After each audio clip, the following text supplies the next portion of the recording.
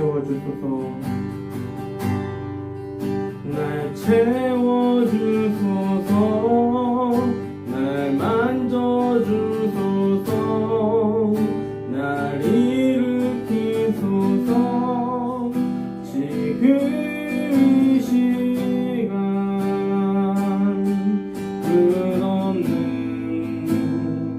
주님의 생명수로 나의 영혼에 부으소서. 날 채워주소서. 날 만져주소서. 날 일으키소서. 주 올 수 있게 세상에 눈으로 채울 수 없는 나의 영혼을 채우소서. 날 채워주소서. 날 만져주소서. 날 일으키소서. 지금 이 시간 끝없는 주님의 생명수로 나의 영혼에 부으소서. 날 채워주소서. 날 만져주소서.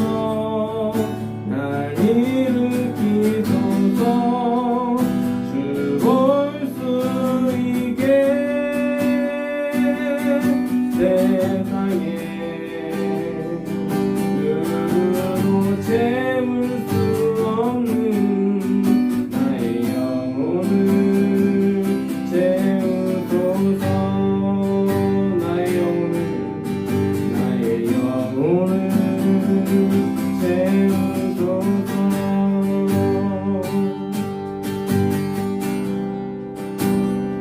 주님의 은혜가 이 하루도 충만할 줄 믿습니다. 주님이 역사하셔야 내가 살 수 있습니다. 하나님이 나와 함께 하셔야 내가 살 수 있다는 그 믿음으로 이 시간 기도하겠습니다. 하나님, 우리 영혼을 들어주시옵소서. 하나님이 주시는 그 생명, 그것으로 인하여서 이 하루 시작하오니 나를 보호하시고 나를 가르치시고 나를 인도하여 주시옵소서. 주님과 함께할 때 부족함이 없으니 나의 고백이 되게 하여 주시고 나의 찬송이 되게 하여 주시옵소서. 주님이 나와 함께하여 주실 셈이 싸우고 우리를 구원하신 예수 그리스도의 이름으로 기도드리옵나이다. 아멘.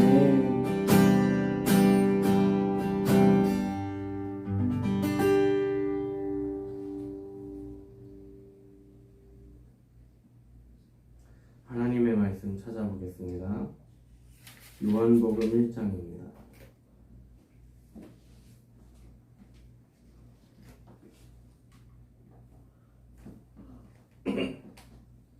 요한복음 1장 9절입니다.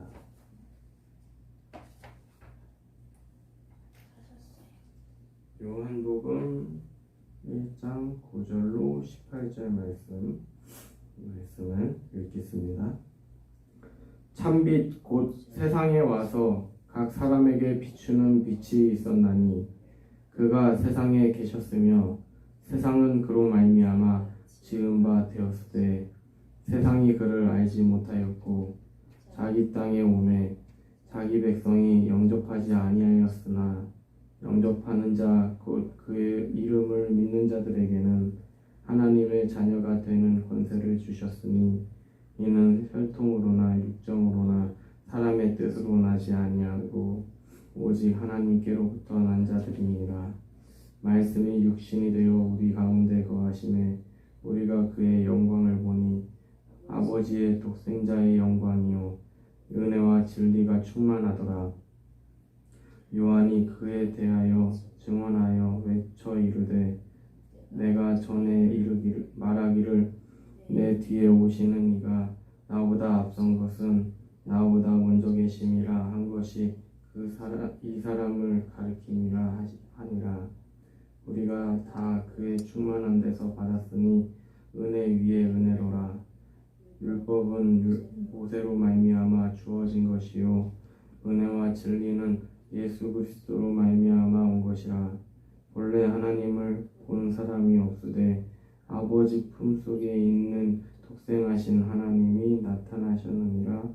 아멘. 오늘 설교 제목은 주님을 알아보는 축복입니다. 주님을 알아보는 축복. 오늘 말씀은 하나님이 우리에게 빛으로 오셨는데 사람들이 그것을 못 알아봤다는 이야기로 시작합니다. 9절로 11절 말씀을 읽어보겠습니다.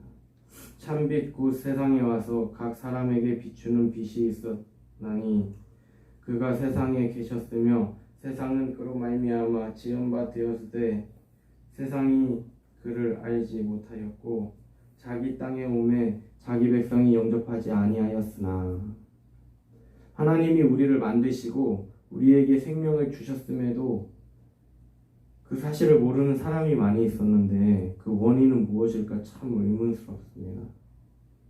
왜 하나님을 알지 못할까?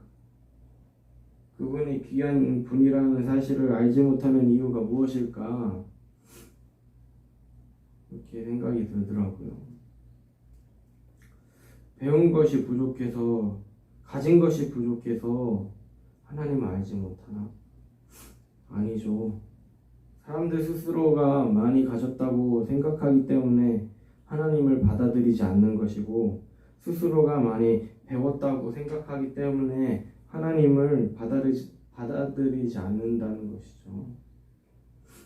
하나님의 계획으로 세상 만물과 사람들이 창조되었습니다. 하나님이 사람을 만드실 때 어떤 의도가 있었을까요? 하나님은 사람을 만드실 때 이렇게 생각하셨습니다. 우리의 형상을 따라 사람을 만들자 하시고 사람들에게 천지 만물을 다스리게 하자 하신 그 생각에 기초하여서 만들어졌습니다. 하나님이 사람을 만드신 이유는 하나님이 하시는 그 일들을 사람들에게 맡기시기 위함이었습니다. 무슨 일입니까? 네, 하나님이 하시는 그 권위를 맡겨주는 것이죠. 하나님이 사람들에게 허드렛 일을 시킨 것이 아닙니다. 사람이 만들어진 이유는 굳이 사람이 없어도 하나님이 하실 일들입니다. 정말 하나님이 사람을 만드신 이유는 사람을 사랑하시려고 만드신 것입니다. 하나님은 그렇게 사람을 자신의 자녀 삼기 위하여서 만드셨습니다. 자신의 일을 하게 하셨고 그것은 이 세상에서 가장 권위 있는 일들이었습니다. 그런데 그런 큰 사랑을 받은 인류가 하나님과 분리되기 위해서 애를 썼고 하나님과 같이 되고자 하였고, 오늘 말씀에서는 우리를 구원하러 오신 그 하나님의 계획, 하나님이 보내신 분을 알지 못하였다고 소개합니다. 하나님 입장에서 도대체 사람들에게 어떻게 하셔야 합니까? 이렇게 하고 있는 사람들에게 어떻게 하셔야 합니까? 하나님의 입장에서는. 하나님은 죄악에 물든 사람들을 구원하시기 위하여서 이 땅에 오셨습니다. 사람은 하나님의 자녀입니다. 그렇기 때문에 이런 일을 하신 것이죠. 12절을 보면요, 이렇습니다. 영접하는 자, 곧 그 이름을 믿는 자들에게는 하나님의 자녀가 되는 권세를 주셨으니. 모든 사람을 만드신 하나님은 인류의 아버지이십니다. 그러나 진정한 하나님의 자녀가 되기 위해서는 하나님이 우리를 구원하신다는 사실을 믿어야 합니다. 하나님을 아버지로 인정해야 합니다. 그 아버지가 나를 살리신다는 그 믿음이 있어야, 그것을 인정하지 않는다면 하나님의 구원하심을 누릴 수 없음은 하나님이 정하신 원리입니다. 우리의 삶이 지옥 같습니까? 주님이 나를 살리신다는 믿음이 먼저 있어야 우리는 주님이 주시는 참된 평안과 기쁨, 소망을 발견할 수 있습니다. 그거 없이는 이 인생은 하나님의 진노 가운데 있기에, 그 진노의 내용이 무엇입니까? 왜 그렇다고 우리는 보아야 합니까? 하나님이 아담과 하와에게 에덴 동산에서 쫓겨내면서 하신 말이 있지 않습니까? 그게 우리의 인생이지 않습니까? 노력해야지 돈을 벌어서 먹고 살 수 있고, 아기도 수고를 해야지 낳을 수 있고, 늘 죄와 싸워서 이겨야 살 수 있고 하는 것이죠. 쉽지 않은 일입니다.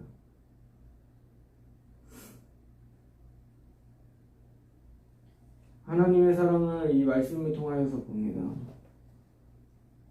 이렇게 주문하죠. 우리는 하나님의 자녀로 회복해야 합니다. 하나님 앞으로 돌아가야 합니다. 하나님을 알게 된 이상 우리에게 예비된 축복을 방치할 수 없습니다. 하나님의 자녀가 되기 위해서는 말씀에서 소개된 것처럼 하나님이 우리를 어떻게 만드셨고 그 원리처럼, 만들어진 원리처럼 우리가 하나님의 은혜를 신뢰해야 합니다. 그것은 바로 부모와 자녀 관계입니다. 그 원리로 만들어졌습니다. 부모와 자녀 관계가 무언가 노력해서 그렇게 얻는 원리입니까? 노력을 해야지 부모를 얻는 원리입니까? 아니죠. 부모가 자녀에게 사랑을 주고 돌봄을 행했을 때 그것에 감사하고 또 의지하는 모습으로 자녀가 되는 것 아니겠습니까? 우리가 하나님을 어떻게 의지하고 있습니까? 우리가 하나님을 부모님처럼 의지하고 친근하게 관계 맺고 있는지 돌아볼 때 우리가 해야 될 일은 무엇이고 어떤 목적으로 인생을 살아가야 하는지 알게 됩니다. 하나님이 우리를 향하여서 베푸신 사랑스러운 그 스토리는 말씀 속에 있습니다. 14절 말씀을 읽어보겠습니다. 말씀이 육신이 되어 우리 가운데 거하심에 우리가 그의 영광을 보니 아버지의 독생자의 영광이요 은혜와 진리가 충만하더라. 아멘. 말씀이 꿀과 같이 단 이유는 이것입니다. 그냥 맹목적인 그 추상적인 표현이 아니라 말씀 가운데 하나님의 영광이 보이고 은혜가 충만함을 믿을 수 있기 때문에 말씀을 보고 이런 느낌을 받을 때 비로소 말씀이 꿀과 같이 단 이유이죠. 하나님은 사람과의 관계 개선을 위해서 그 사람들이 가지고 있는 죄의 문제를 해결하셨습니다. 그것을 볼 수 있는 사람은, 그것을 믿는 사람은 하나님의 크신 사랑과 크신 능력을 바라보는 안목을 갖게 됩니다. 우리의 인생 속에서 함께 하시는 하나님의 은혜와 사랑을 깨달아 알 수 있는 그 안목이죠. 누구보다도 사도 요한은 우리를 구원하실 분은 하나님임을, 그분을 기다리고 누구보다도 기대했던 사람입니다. 15절로 18절 말씀을 읽어보겠습니다. 요한이 그에 대하여 증언하여 외쳐 이르되 내가 전에 말하기를 내 뒤에 오시는 이가 나보다 앞선 것은 나보다 먼저 계심이라 한 것이 이 사람을 가리킴이라 하니라. 우리가 다 그의 충만한 데서 받으니 은혜 위에 은혜로라. 율법은 모세로 말미암아 주어진 것이요 은혜와 진리는 예수 그리스도로 말미암아 온 것이라. 본래 하나님을 본 사람이 없으되 아버지의 품속에 있는 독생하신 하나님이 나타내셨느니라. 아멘. 사도 요한은 주님보다 앞서지 않으려고 자신을 드러내기보다는 주님을 더욱 드러내는데 열심을 다한 사람입니다. 왜 그렇죠? 사도 요한은 복음에 대해서 알고 있었기 때문에 그렇습니다. 믿음의 눈으로 이 성경을 바라보고 세상을 바라보고 하니까 결코 나를 내세워서 좋을 것이 하나도 없다고 생각하는 것이죠. 그는 복된 인생이 되기 위해서는 구원자에 대해서 인정하고 기대하고 누리고 고백하는 삶으로 가능하다는 것을 그 누구보다도 잘 알고 있었습니다. 인생에서 주님을 알아본다는 것은 귀한 축복입니다. 우리가 아직도 예수님을 모르고 있습니까? 우리 삶 속에 역사하시는 그 주님의 손길이 우리의 지경에 더욱 선명하게 보이기를, 우리의 그 부족한 연약한 그 눈에 보이기를, 하나님이 그렇게 크게 역사하셨는데 우리가 그것이 믿어지기를, 주님이 이 하루도 역사하셔서 믿음의 승리를 이루게 해달라고 이 시간 간절히 기도하겠습니다. 하나님의 말씀으로 이 시간 충만하기를 기도합니다. 우리 마음 가운데 찾아오시옵소서.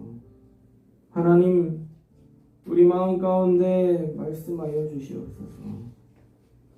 하나님의 일하심, 그 크고 위대하신 일이 보이게 하여 주시옵소서.